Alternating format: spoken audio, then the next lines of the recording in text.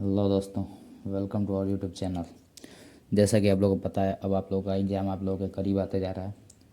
तो आप लोगों के क्लास 12 के बच्चों के लिए चैप्टर फर्स्ट के कुछ महत्वपूर्ण प्रश्न हम लेकर आए हैं, जो आप लोग के एग्ज़ाम के बेसिस पे बहुत ही ज़्यादा इम्पोर्टेंट हैं। तो आइए हम लोग देखते हैं कौन कौन से वो प्रश्न हैं। जैसे पहला प्रश्न है, विद्युत बल संबंधी कूलाम का नियम समझाइए। कूलाम का नियम आप लोगों को पता होगा, आप लोगों ने अच्छे से पढ़ा होगा। तो इस नियम के अनुसार दो बिंदु आवेशों के बीच लगने वाला बल उनके गुणनफल के अनुक्रमानुपाती तथा उनके बीच की दूरी के वर्ग के व्युत्क्रमानुपाती होता है।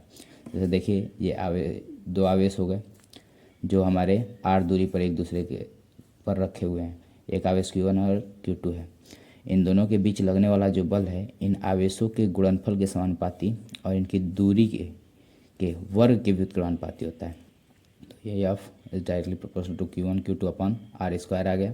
जैसे ही हम ये समानुपाती का निशान हटाएंगे, यहाँ पे K Q1 Q2 upon R square आ जाएगा, जिसमें K का मान हमारा होता है 1/4 पाई एप्सिलॉन नॉट। इसका वैल्यू होता है आप लोगों का 1/4 pi epsilon naught equals to होता है 9 × 10⁻⁹ न्यूटन मीटर स्क्वायर प्रति कूलाम का स्क्वायर होता है।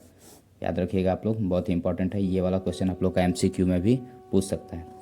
अगला प्रश्न आप लोग का, विद्युत फ्लक्स की परिभाषा तथा मात्रक लिखिए। विद्युत क्षेत्र में स्थित किसी क्षेत्रफल के अभिलंबवत गुजरने वाली विद्युत बल रेखाओं की संख्या को विद्युत फ्लक्स कहते हैं। इसका फॉर्मूला होता है हमारा फाई बराबर E A cos थीटा। मात्रक हो जाएगा हमारा न्यूटन मीटर स्क्वायर प्रति कूलाम या फिर वोल्ट मीटर। याद रखिएगा आप लोग। और नेक्स्ट प्रश्न आप लोग का, गॉस का प्रमेय। इस प्रमेय के अनुसार किसी बंद पृष्ठ से गुजरने वाला विद्युत फ्लक्स उस पृष्ठ द्वारा परिबद्ध कुल आवेश Q का 1/ε0 गुना होता है। जैसे मान लीजिए ये हमारा एक क्षेत्र विद्युत क्षेत्र है, इसमें चाहे कितने भी संख्या के आवेश हों, चाहे कितने भी आवेश हों, वो कुल आवेशों का 1/ε0 गुना जो होता है वो हमारा फ्लक्स होता है। ठीक है, याद रखिएगा, ये भी भूलिएगा नहीं। बहुत इंपॉर्टेंट क्वेश्चन है। रेखीय आवेश घनत्व से क्या तात्पर्य है? किसी तार के प्रति एकांक लंबाई पर वितरित आवेश की मात्रा को रेखीय आवेश घनत्व कहते हैं, जिसका मात्रक हमारा कूलाम मीटर। लैम्डा बराबर Q/L। आगे देखिए आप लोग, आगे आप लोगों का, विद्युत क्षेत्र की तीव्रता की परिभाषा दीजिए। जैसे विद्युत क्षेत्र में किसी बिंदु पर रखे परीक्षण आवेश पर लगने वाले बल तथा परीक्षण आवेश के मान को उस बिंदु पर विद्युत क्षेत्र की तीव्रता कहते हैं। E बराबर F/Q0। मात्रक हमारा हो जाएगा न्यूटन प्रति कूलाम। नेक्स्ट क्वेश्चन है आप लोगों का, विद्युत बल रेखाएं एक दूसरे को क्यों नहीं काटती हैं? विद्युत बल रेखाएं एक दूसरे को नहीं काटती हैं क्योंकि इस स्थिति में कटान बिंदु पर, जैसे मान लीजिए अगर दो विद्युत बल रेखाएं एक दूसरे को जब काटती हैं तो कटान बिंदु पर दो स्पर्श रेखाएं हो जाएंगी।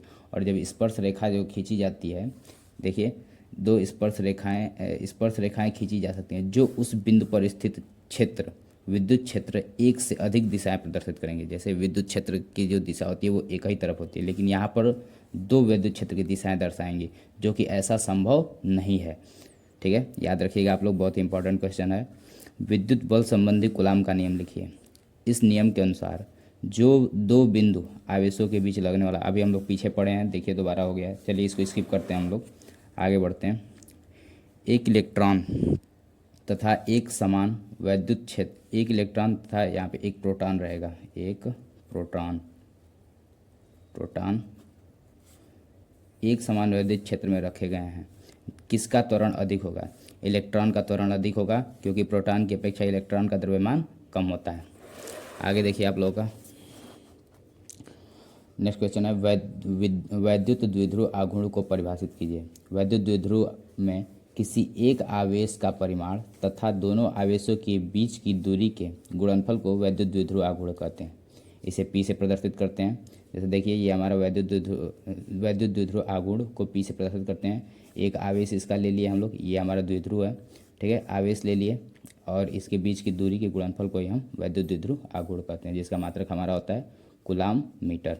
राशि हमारी सदिश राशि होती है, विमा हमारा दे दिया गया है। कूलाम का विमा ये होता है और मीटर का ये होता है। दोनों को एक साथ लिखेंगे तो L T A हो जाएगा, L/1 T/1 और A/1। आगे देखिए, ये कुछ आप लोगों के निगमन दिए हुए हैं जो बहुत ही एग्जाम के बेसिस पे बहुत ही इंपॉर्टेंट है। एक देखिए, एक समान विद्युत क्षेत्र में द्विध्रुव पर लगने वाले बल आघूर्ण का व्यंजक प्राप्त कीजिए। ठीक है। अगला है, विद्युत द्विध्रुव के कारण अक्षीय स्थिति में तथा निरक्षीय स्थिति में किसी बिंदु पर विद्युत क्षेत्र की तीव्रता ज्ञात कीजिए। ये दोनों, एक और एक अक्षीय स्थिति वाला और एक निरक्षीय स्थिति वाला, ये तीनों डेरिवेशन जो हैं आपके निगमन जो हैं बहुत ही इंपॉर्टेंट है। इन सबको आप ध्यान से देखिएगा और पढ़िएगा। अगर आप लोगों को वीडियो अच्छा लगे इसको लाइक कीजिए, सब्सक्राइब कीजिए, हमारे चैनल को सब्सक्राइब कीजिए और इन वीडियो को अपने दोस्तों तक भी शेयर कीजिए जिनसे वो लोग अपना एग्ज़ाम में उन लोगों को सहायता मिल सके। Thank you.